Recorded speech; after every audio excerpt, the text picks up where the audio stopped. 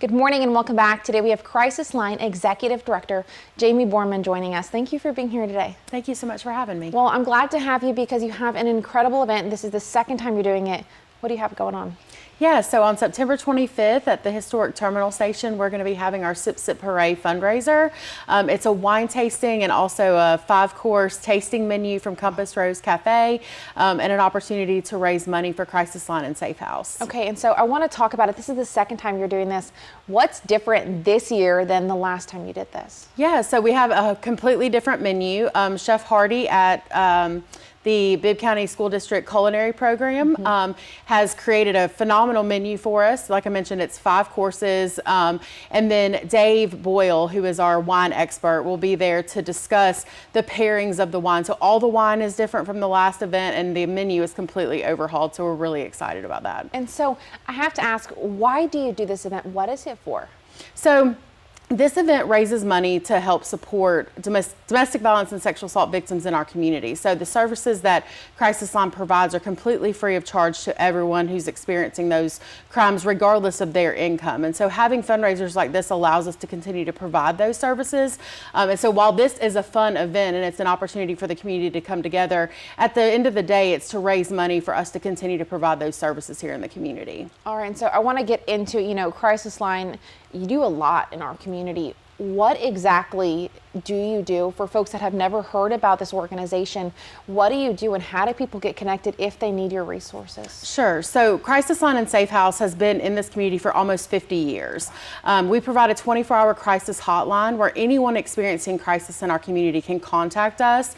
And we may not be the organization that can help them beyond that call, but we can certainly connect them with organizations in the community that can help them. But if their need is related to domestic violence or sexual assault, then we have other services that we can provide to them.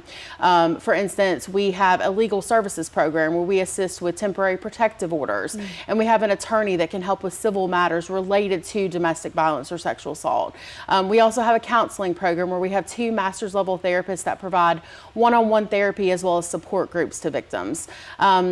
We have 2 sexual assault centers, one here in Macon and one in Warner Robins, where we provide 24-hour care to people who've experienced sexual assault. So we provide forensic medical exams and advocacy to really help them heal from that trauma. And then we also are working to open One Safe Place Macon, which is a family justice center that'll be opening here in Macon.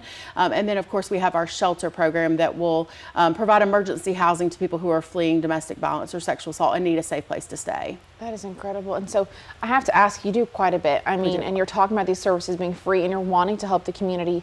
Why is this so important to you to keep advocating for, those that may not have a voice or feel like they don't have one? Sure. Why is that so important to you? So domestic violence and sexual assault affects far more people than we realize. It's 1 in 4 women and about 1 in 9 men. And so more than likely everyone knows someone who's been impacted by domestic violence or sexual assault. And I've worked at Crisis Line and Safe House for nearly 20 years and I'm still hearing from people, oh, I wish I had known that you existed when this happened to me. And so our goal is really to make sure that everyone knows that we exist and that we're here for them should they need us.